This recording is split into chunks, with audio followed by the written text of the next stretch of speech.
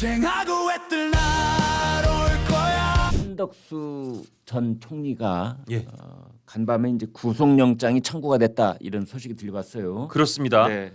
그 대통령이 지금 구속돼 있는 상태고 당시 대통령 그러니까 네. 그 계엄령이 발동되던 그 시절 그리고 당시에 국방부 장관, 당시에 행정안전부 장관도 이미 구속이 돼 있는 상태예요. 네. 그리고 저희가 알기로는 한덕수 총리는 당시 어쨌든 대통령의 계엄 선포를 막으려고 했던 것으로 뭐 여러 가지 본인의 입장 발표나 여러 가지 전후 정황으로 봐서 알려져 있는 상태인데 네. 자 내란 특검이 아까 우리가 말씀드렸던 조금 전에 내란 특검하던 그 소위 조은석 특검팀이에요. 네. 54페이지 분량의 구속영장 청구서를 청구해서 영장을 청구하면서 자, 6개 혐의를 거기다 적시했답니다. 네. 내란 우두머리 방조 이제 소위 아, 내란을 방조했다는 방조했다. 겁니다. 예. 허위 공문서 작성 행사 예. 이건 좀 이따 설명드리겠습니다. 예. 대통령 기록물 관리법 위반, 공영 서류 손상, 위증 등 해서 6가지 혐의인데 네. 내란 방조는 어쨌든 윤석열 대통령이 내란에 해당하는 그러니까 이 내란 특검이 보기엔 그게 내란이라는 거죠. 네. 어쨌든 그런 식으로 지금 저 공소를 기소를 하려고 하고 있으니까 네. 그 행위가 일어나는 계엄을 하고 있는 행위를 총리가 말려야 되는데 네. 대통령 다음으로 가는 최고의 행정 그 부에 있는 그 정말 수반 다음 자리에 있는 사람이고 말릴 수 있는 가장 최고의 자리인데 네. 국정위원장으로서 왜 안 말렸느냐 그래서 방조했다라는 혐의를 걸었어요 여기다가 네. 이게 뭐 사실관계 맞는지는 뭐 재판을 통해서 또 드러나겠지만 네. 허위 공문서 작성은 이제 이런 얘기입니다. 당시에 이제 그 계엄이 저희가 알다시피 굉장히 급박하게 진행시켰고 굉장히 그 절차를 좀 잘 지키지 않으면서 내진 절차가 좀 빨리빨리 진행돼서 사후에 비상계엄이 선포되고 해지된 다음에 사후에 다른 행정 관련 이제 부서에서 사후에 이제 그 계엄 선포령, 계엄 포고령을 선포문을 만들려고 했는데 그 사후에 계엄 선포문을 작성할 때 처음에는 총리 한덕수 총리가 이제 여기 서명을 했다는 거예요. 근데 네. 지나고 나서 이거를 사후에 만드는 거 이거는 뭔가 법리적으로 잘 맞지 않는다. 이래서 그거를 이제 폐기시켰다고 하는데 그 사후에 만든 것도 너 계엄을 그리고 내란을 하는데 도와주려고 한 거고 또 폐기한 것도 결국은 내란을 도와주려고 한 거야. 그러면서 그게 허위 공문서 작성 행사 이렇게 했다는 걸로 네. 이제 구속영장이 청구가 됐습니다. 네. 얼핏 들으면 뭐든지 아무튼 이렇게 다 엮어보려고 그러니까요. 걸어보려고 하는 그런 느낌도 드는데 예. 저는 그 중에서 가장 눈에 띄는 것이 예. 아니 이렇게 정반대로 해석이 되는구나 하는 것이 이제 한덕수 당시 총리가 예. 이제 국무회의를 소집해야 된다라고 건의를 했다는 거죠. 맞습니다. 이제 맞습니다. 그래서 지금까지는 그것이 국무회의를 소집해서 정식 절차를 밟아야 된다는 건의 자체가 계엄을 만류하려고 했던 것이다라고 이제 우리는 알고 있었는데 예. 이걸 특검은 그게 아니고 계엄의 정당성을 부여하려고 했던 것이다라고 완전히 180도 바꿔버리더군요. 180도 바뀐 거예요, 진짜. 네.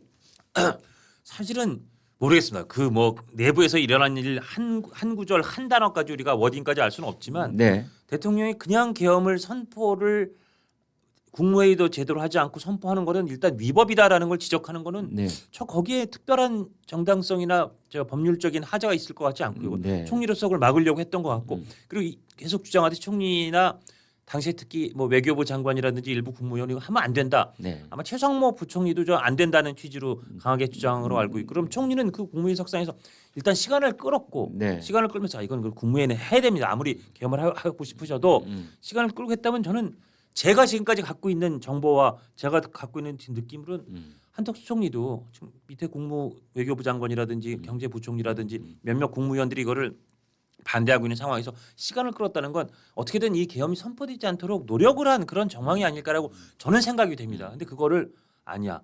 이게 나중에라도 계엄 선포됐을 때 국무회의 안 한 게 혹시라도 법률적인 위반이 될까 봐 그것까지 어떻게 막아주려고 거기다까지 반창고 붙여주려고 총리가 계엄을 적극적으로 도와주려고 한 거야.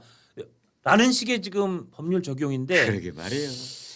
저는 그게 글쎄요. 저는 조금 자연스럽지 않은 네. 해석 그게 이런 같습니다. 걸 보면은 야 정말 법 기술자들이 귀에 걸면 귀걸이, 코에 걸면 코걸이라더니 똑같은 사안을 놓고 헌법재판소에서는 이것이 이제 만류하는 것처럼 헌법재판소에서 맞습니다. 예, 예. 한덕수 총리에 대한 저 탄핵을 기각시켰잖아요. 그렇습니다. 그러니까 헌법재판소가 가지고 있었던 판단은 맞습니다. 한덕수 총리는 계엄을 반대하려고 했던 걸 인정해 준 거잖아요. 그렇죠. 그런데 이제 특검은 그거를 지금 180도 뒤집고 있어서 예. 야 이게 똑같은 이만한 고리도 여기다 거느냐 여기다 거느냐에 따라서 이렇게 바뀌는 거구나. 그건 아주 그냥 단적으로 네. 극적으로 보여주는 상황인데 모르겠습니다. 이걸 이제 과연 판사가 그 영장 담당 판사가 이제 판단을 해야 될 상황일 텐데 네.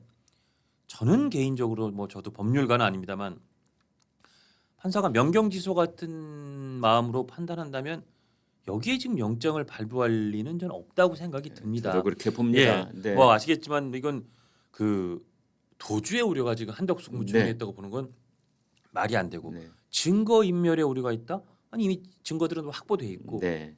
한덕수 총리가 물론 그 중간에 계엄 포고문 뭐 관련돼서 받았던 거를 주머니에 꽂고 몰랐다 그랬다가 중간에 그 진술이 바뀐 거는 네. 맞는 것 같아요. 예. 근데 그 정도 외에 다른 무슨 적극적인 거짓말을 하거나 다른 사람들을 입을 이를테면 좀 막으려 한다든지 진술을 바꾸려 한다든지 그런 정황은 없어 보이거든요. 구속영장 청구서 아까 그 54페이지짜리 거기에 그런 규절이 있다고 그러더라고요. 예.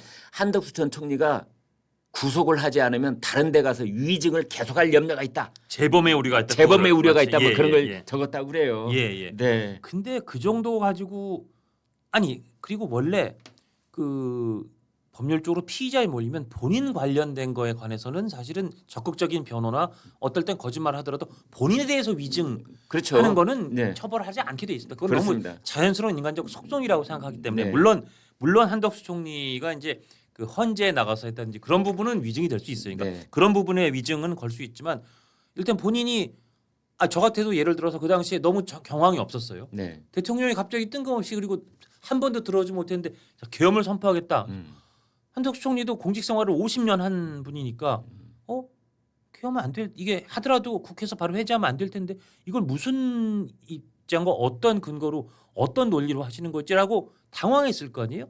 당황해서 아마 그 과정에서 일단 대통령님 국무회의는 하셔야 되고 국무회의를 하는 정도라도 좀 시간을 끌면서 좀 생각을 해보시라는 얘기를 했을 것 같은데 그거 가지고 이제 내란 방조 내지는 내란 중요 임무 종사로 몰릴 것 같다면 그는 어떤 피의자라도 그 공직생활 50년 했고 국무총리까지 지낸 공직자를 하더라도 본인의 변론을 위해서 어느 정도의 사실관계에 대해서 본인에게 유리하게 얘기하는 거는 그건 법에서도 너를 다 스스로를 변론하기 위한 어느 정도의 그런 거짓말 내지는 어느 정도의 자기 변호는 인정해 주는 거거든요.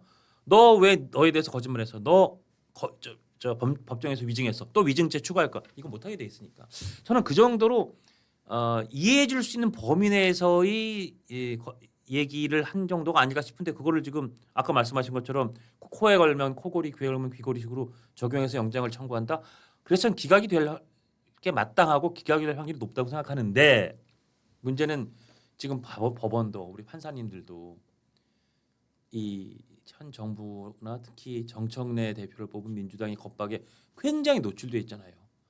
그러니까 당시에도 참 저도 이 정말 이 귀가 막히고 코가 막힌 그런 반응이 뭐였었냐면 당시의 야권 인사들 중에 한덕수 총리가 그 대통령실에서 들어 누워서라도 막았어야 된다 그런 말을 하거든요. 아니 총리가 뭐 누워서 떼쓰는 어린 아기입니까? 글쎄 말입니다. 그 누워서 그럼 누워가지고 어떻게 대통령이 지나가면 대통령 바지가랑이 잡고 막 대통령님이 이러시면 안 돼 이렇게 해야 된다고 말도 안 되는 소리들을 하고 그랬어요. 그러니까요. 참. 근데 하여튼 뭐 모르겠습니다. 이제 판사의 그 영장에 대한 판단이 나오겠습니다만 저는 제가 갖고 있는 법률적인 그동안의 지식을 통해서는 영장이 발부되긴 매우 어려워 보이는데 모르겠습니다.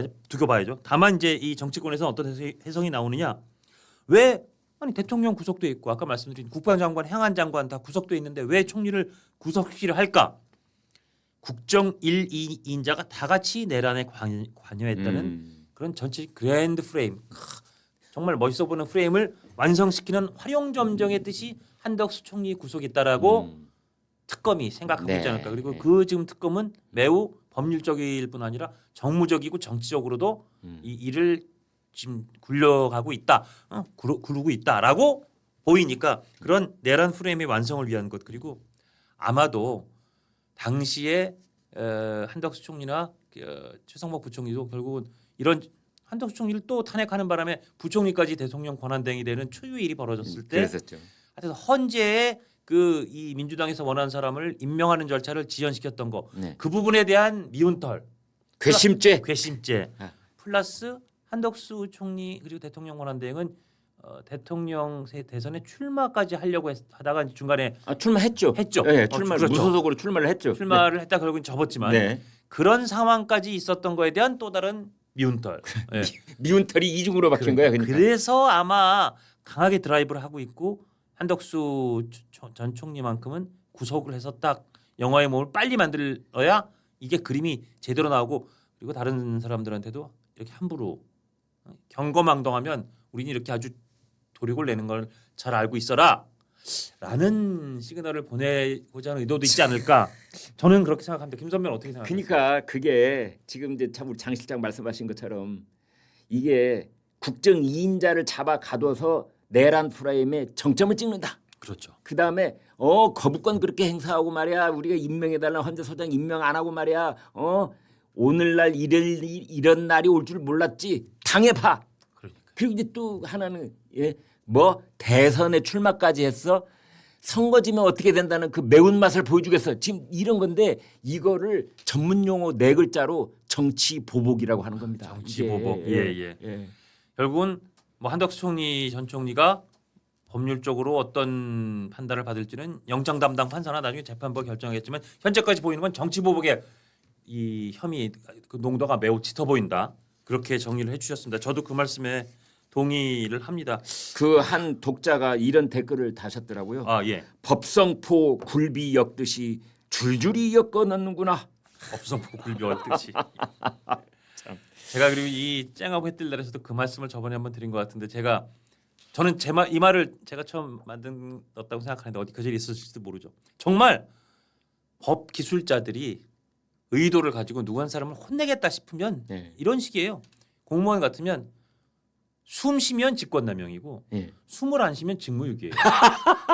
그러니까 약간 장실장 말하면 오늘 말말말 정말 내가 많이 받아 적어야 되겠네. 정말 숨을 쉬면 안 쉬나 숨을 안 쉬면 넌 직무유기고 그렇지, 숨을 그렇지. 쉬면 직권남용이고 그렇지. 이렇게 걸기 시작하면 그렇지. 어떤 사람도 정말 어디에 코나 귀가 안 걸릴 수가 없거든요. 저는 좀 한덕수 총리 좀 어떻게든 최상목 경제부총리도 엮어내려고 좀 굉장히 노력을 하고 그러니까 있는데 그 똑같은 거예요. 작년 12월 3일 밤하고 예. 12월 4일 새벽 예. 아무것도 안 하고 있었으면은 직무유기가 되는 거고 그러니까요. 무슨 일이든지 했으면 그게 내란 동조가 되는 거예요. 그게. 약간 그런 구도가 되지 않았나 네. 싶습니다. 예. 최상목 경제부총리는 근데 지금 전 경제부총리는 제가 어제 어느 상가 갔다 우연히 이제 뵀었는데 네. 표정이 생각보다는 좀 여유가 있어 보이시더라고요. 그렇습니까? 예. 그래서 예.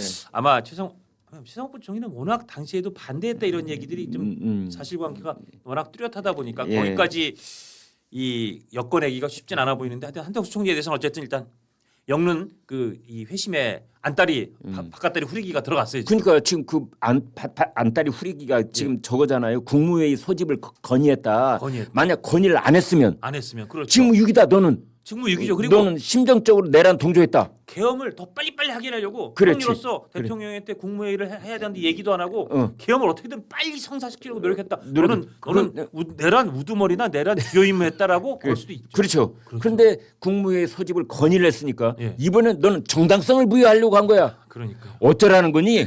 도대체 어쩌라는 거니? 내란 특검아 말 좀 해보자. 어쩌라는 거야 도대체? 아마 한덕수 총리나 그 주변에 있는 분들은 딱 지금 그런 마음이 들 것 같아요. 좀 어쩌라는 거냐라는 생각이 들 것 같은데 하여튼 뭐 영장은 청구가 됐으니까 이제 뭐 발부가 될지 안 될지 지켜보겠습니다. 아마 발부가 될지 안 될지가 여러 가지를 가늠하는 척도가 되겠지만 지금 사법부가 이재명 정부의 출범 이후에 이미 행정권과 입법권을 확실하게 장악하고 헌재까지 확실하게 장악해 들어가고 있는 이 현재 이 처한 처지에서 사법부가 어느 정도까지 이 영향권 그 입김에서 자유로운지 덜 자유로운지 거기에 이미 상당히 기속돼 있는지를 보여주는 또 다른 징표가 될 수도 있다라고 저 개인적으로는 생각합니다. 쟁하고 애뜰 날